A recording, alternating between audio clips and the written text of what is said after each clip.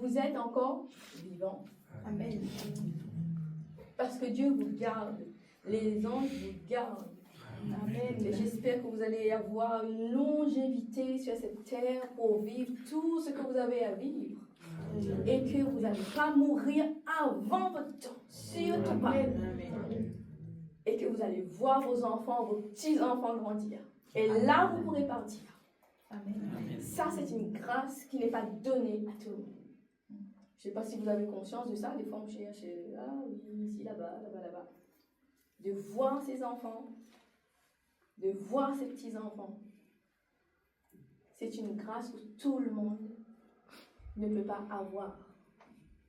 Mais j'espère que nous, ici, dans cette assemblée, qu'on aura cette grâce-là, qu'on va voir nos enfants grandir, qu'on va voir nos enfants se marier, qu'on va voir nos enfants avoir des enfants et qu'on sera là, grand-mère, grand-père, à aider nos enfants, à éduquer leurs enfants.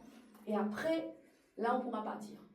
Au moins, on aura vécu toute la vie sur la terre, dans la grâce de Dieu. On aura marqué notre temps, notre passage sur cette terre. Là, il faut vraiment prier dans ce sens-là, demander à Dieu la longévité. Parce que des fois, je pense qu'il y a des personnes qui ne pensent pas à ça.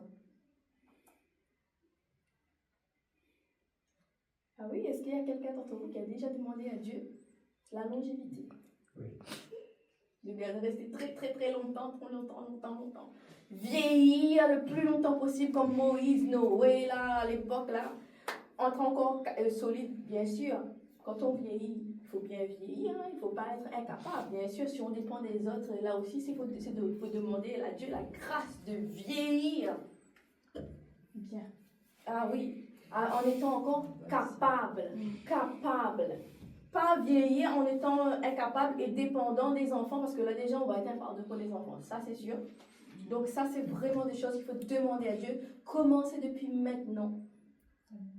Peut-être que pour les jeunes, ce n'est pas vos priorités, vous n'avez jamais pensé à ça, de demander à Dieu cette grâce-là. Demandez maintenant, au fur et à mesure, toutes les années que vous êtes encore vivant, demandez à Dieu de vieillir avec toutes vos capacités physiques, mentales surtout, et d'éloigner de vous l'Alzheimer ou tous ces démons-là, ou tout ça là, pour que vous soyez lucide jusqu'au dernier moment où vous allez rendre votre souffle. Parce que nous savons tous que nous allons mourir. Mais maintenant, il faut mourir bien.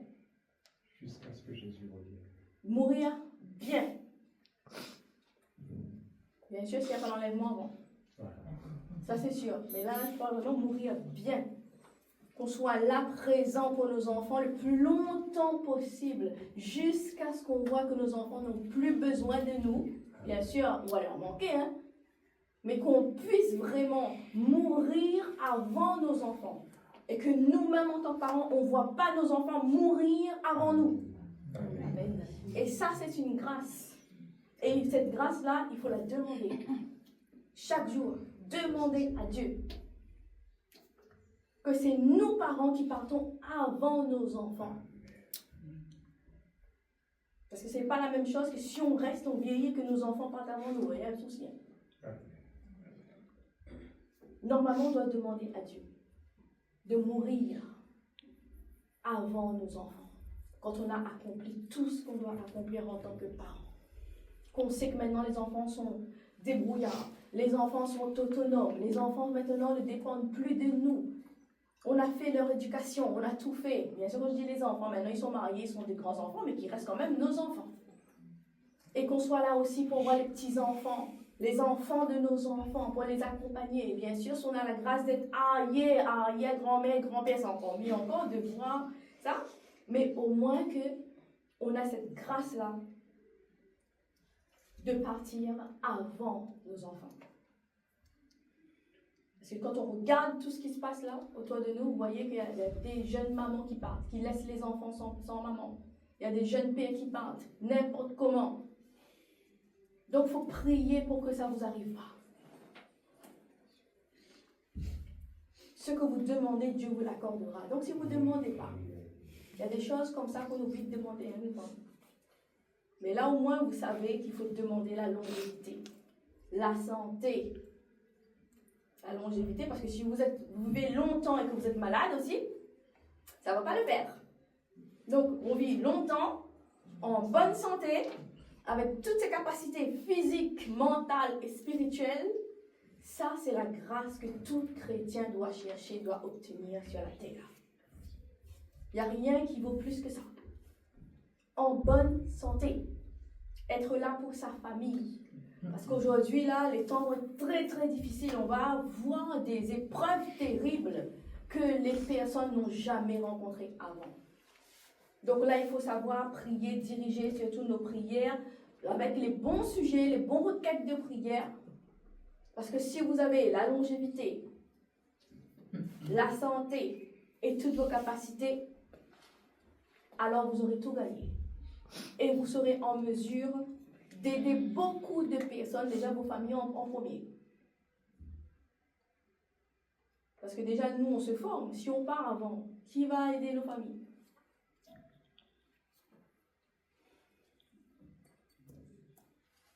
Est-ce que vous vous êtes déjà posé la question, là, actuellement, si vous partez?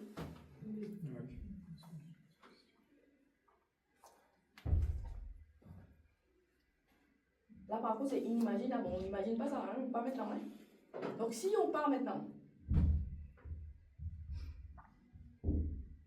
je ne vous fais pas peur, hein, c'est juste pour vous prendre conscience. Hein? Il faut bien comprendre parce que là, il faut dire la vérité, il ne faut pas être hypocrite. De toute façon, la mort, ça se prépare, il faut être préparé.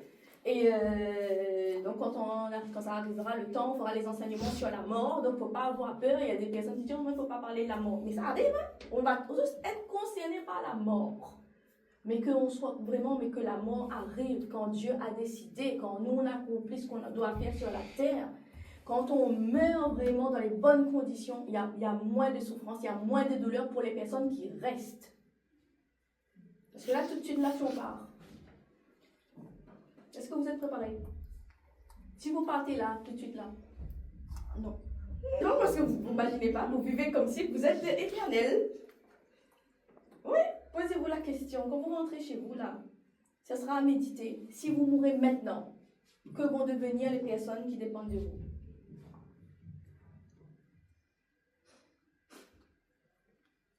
Déjà, regardez les combats que nous, on doit faire face. Est-ce que si nous, on part maintenant, est-ce que les personnes qui dépendent de nous vont pouvoir vraiment affronter ces combats-là que déjà, nous, peut-être qu'on n'a pas tout gagné, les combats-là qu'on a en ce moment? Ces combats qu'on n'a pas vaincus, on va les transmettre à nos enfants. Automatiquement, ça part avec nos enfants. Donc là, si vous mourrez aujourd'hui, les personnes qui dépendent de vous, qu'est-ce qu'elles vont devenir?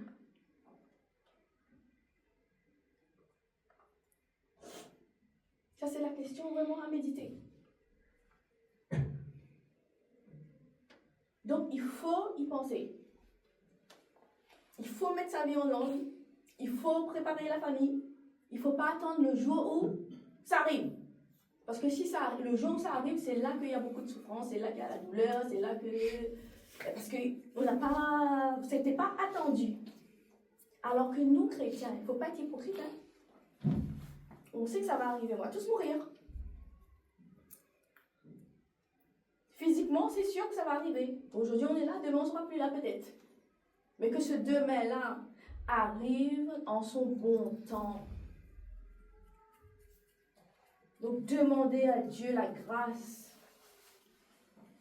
pour que ce demain-là, où physiquement on va disparaître sur la terre, que c'est le bon temps et que toutes les personnes qui dépendent de nous, ces personnes-là nous verront partir et vraiment ils seront dans la joie et pas dans la tristesse parce qu'on a été préparés. Ces personnes ont été préparées et ils savent que ça va arriver. Donc ça, c'est à méditer. Je ne sais pas si vraiment vous pensez des fois à la mort ou pas du tout, ou parce qu'on est chrétien, on ne faut pas penser à ça. Surtout dans certaines familles, on ne pense pas à la mort, hein? On pense juste à la vie. Mais à un moment donné, on ne sera plus là. Hein? Donc il faut vivre en pensant que tout peut s'écrouler, tout peut s'arrêter, physiquement on peut disparaître. Donc quand on a cet objectif-là, quand on comprend ça, Normalement, là, à partir d'aujourd'hui, beaucoup d'entre vous, vous allez changer votre manière de vivre. Vous allez changer vos priorités. Oui, vous allez changer vos priorités. Il y a des personnes, leur priorité, c'est les biens matériels. Ma priorité, c'est d'avoir ça, ça, ça, ça. Je pense qu'à partir d'aujourd'hui, vous allez voir que ce ne sera plus votre priorité. Parce que tout ce que, surtout si c'est votre priorité d'avoir les biens matériels et non la longévité, vous allez voir que ce bien matériel que vous allez vous battre pour avoir avant la longévité n'arrêtera pas la mort physique chez vous. Donc maintenant, à partir d'aujourd'hui, là, ayez conscience de ça. Maintenant, il faut changer de vie. Pour certains d'entre vous, là, il faut changer de vision. Vivez comme Dieu vous demande de vivre. Bien sûr, il faut avoir pour vivre sur la terre correctement, mais que ce ne soit pas votre priorité. Parce que si vous mourrez, tout ce que vous avez acquis jusqu'à présent, vous allez faire quoi avec? Vous allez faire quoi avec? Il y a des combats inutiles qu'on n'engage pas, on n'entre même pas dedans.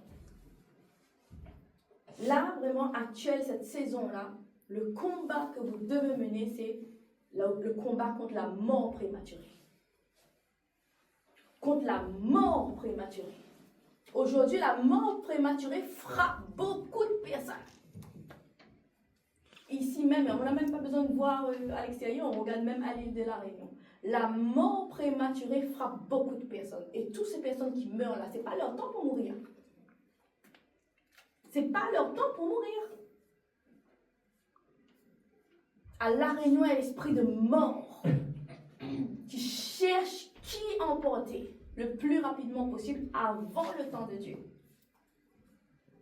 Et je prie vraiment pour que ce n'est pas votre cas à vous et qu'au nom de Jésus, que si la mort prématurée vous cherche, que vous soyez cachés sous la robe de Jésus-Christ et qu'il ne vous trouve pas, qu'il fasse demi-tour.